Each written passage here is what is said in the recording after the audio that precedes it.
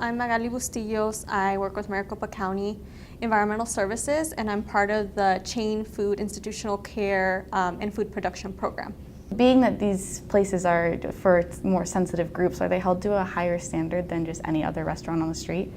Yes, so because they are for what we call highly susceptible populations, so that's immunocompromised or older adults and preschool-aged children, we do make sure that based on what they're doing, of course, their level of food production and things like that, that they are inspected a certain amount per year. And then on top of that, they do have certain requirements. For example, one would be that they can't use regular eggs, they have to use only pasteurized eggs. So they do have certain code requirements that are a little bit above than your regular restaurant. Interesting. And so obviously when you're going in, there's schools and daycares and hospitals that aren't going to do so well in these inspections. So how are you guys making sure that the places that are consistently not doing well are shaping up and doing better next time?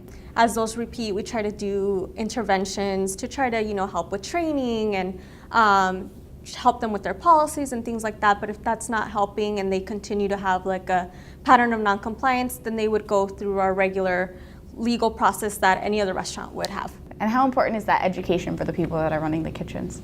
Oh, it's super important. It's important in all of our restaurants, but especially in those places.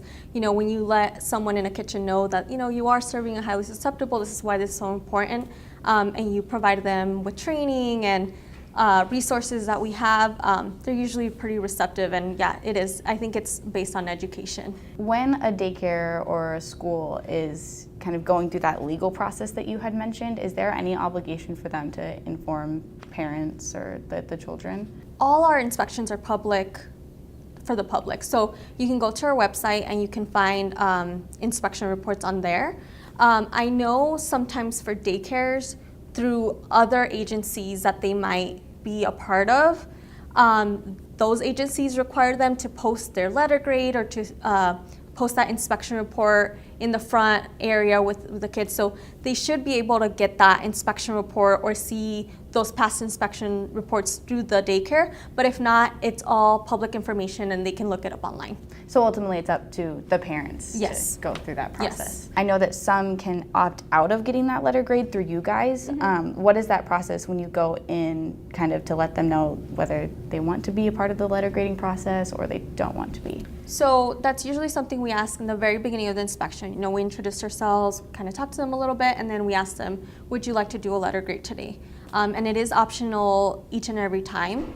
But even if they say, let's say they opt out, that doesn't change anything as far as them receiving violations. So when you come in the morning and you start your job, how and who is deciding what daycares or schools or hospitals you're going to inspect? Okay, so we have a list. There's different areas that are assigned, so geographical areas, or we call them districts, and there's one inspector per district, and you as an inspector get to decide what you're going to do for that day. But it is based on that inspection frequency. For example, daycares get inspected 3 times a year, so typically that's about every 4 months. So you would kind of go based on that. Are you in that next cycle, and then when did you inspect it? So you try to go through that every 4 months.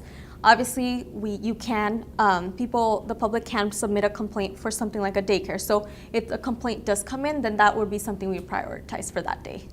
So you're really the person making those decisions Yes. based on when your last inspection of Yes. each place was. Mm-hmm. Does that ever get hard to keep track of the amount of places you're going to? No, it's pretty simple. We already know what the inspection frequency is. We have a good system that you kind of pull an Excel spreadsheet and it tells you how many inspections per year is required, when the last inspection was, and so you kind of just know how to organize your list and then go from there.